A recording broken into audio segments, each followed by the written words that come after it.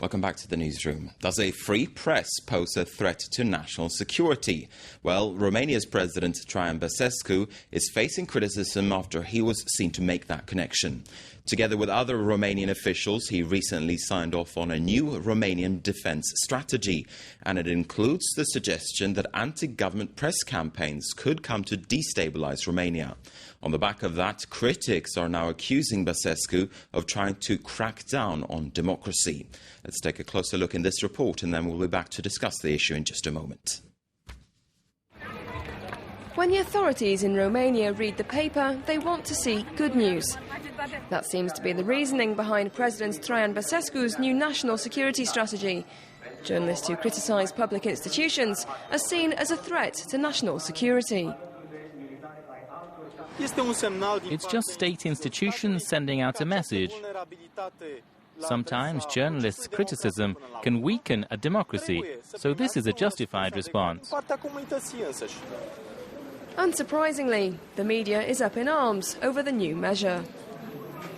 The president's spokesperson can say what he wants, but calling the media a threat to national security makes no sense. Romanian journalists are known for saying what they think. With public discontent mounting over the state of the economy, the press has openly denounced the government's handling of the crisis. Austerity plans include a 25% cut in civil servant benefits. In a country where the average salary is just €350 a month, the measure's not gone down well. The government is asking us to make even more sacrifices. We are saying no, and we stand firm on that issue. No to the government. A series of corruption scandals has also sent the government's popularity plummeting. Less than 20% of the population supports this government. If society is critical of the government, it's no surprise the press is too. But instead of fighting corruption, the Romanian president has chosen a more vulnerable enemy. And for many, the infringement on free expression is reviving dark memories of censorship during communist rule. All right, joining us now for more is Edina Crisan-Revol. She's a researcher at the Center for European Studies at the Politics University Sciences Po here in Paris. Also with us on the line from the Romanian capital, we have correspondent Sander Nicola. And if we start with you, Sander, tell us more about how Romanians have reacted to this move by the president.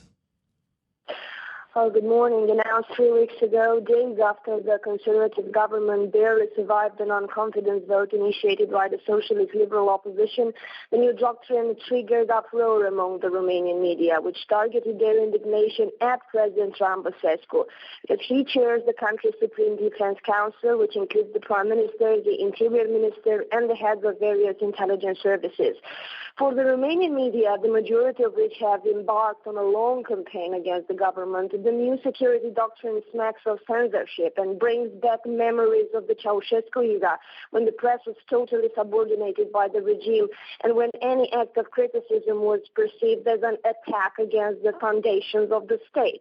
Well, relations between the Romanian press and the Conservative coalition government in Bucharest has been deteriorated in recent months, and as you already saw, the media has been very critical of the government's announced austerity measures, among which are the 25% reduction of salaries in the public sector, combined with a failed attempt to reduce pensions by 15%. This later was deemed unconstitutional by the country's Supreme Court, and the measure was promptly replaced by a decision to raise VAT to 25% on the eve of the summer holidays. Well, the inclusion of the media among the country's weak points seems to divide even the government. Asked in a press conference whether he thinks that the media are a danger to the state, well, the Interior Minister, Vasile Blaga, a member of the council himself, advised the journalists to direct their question to the presidency. And it's already known that since his re-election in December 2009, Traian Băsescu, who had faced overwhelming press opposition during the campaign, seems to have initiated a total divorce between the presidential institution and the media. He systematically refuses to give interviews and has ended the practice of taking groups of journalists with him when he travels abroad. All right, let's turn then to Dina Crisanrovol here in the studio. How is the Romanian press behaving towards the government? I mean, is there a basis here for the government to basically say that the press is a destabilizing factor, or could be at least a destabilizing factor? So the press has been seen in the national defense strategy as a vulnerability, which means an internal factor of risk, which can be very difficult to manage with in the society. But in your view, is that correct? But the question is not if the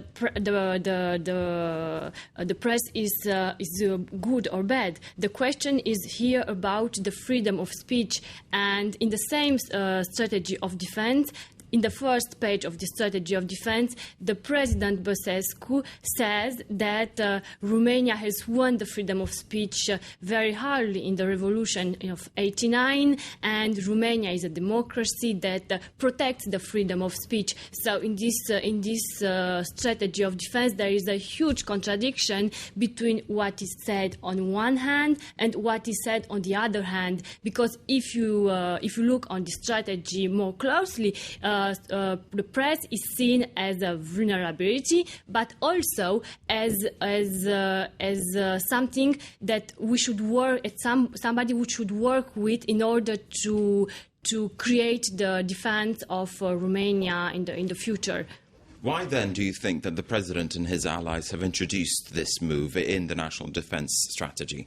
So first, this move is not so it's more president's move than his allies' moves, because the Minister of the Culture, who is a member of the government and a member of the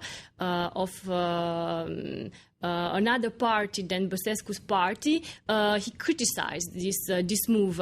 So this move, what are the main reasons behind? The main reason behind may be the fact that the press has been very critical about the government gestion of the crisis. Mm-hmm. And we all know that Romania had very difficult times in order to cope with the crisis, and the austerity measures are very, very difficult. And this could be also a measure in order to make Romanians forget about the difficult times they are cope with.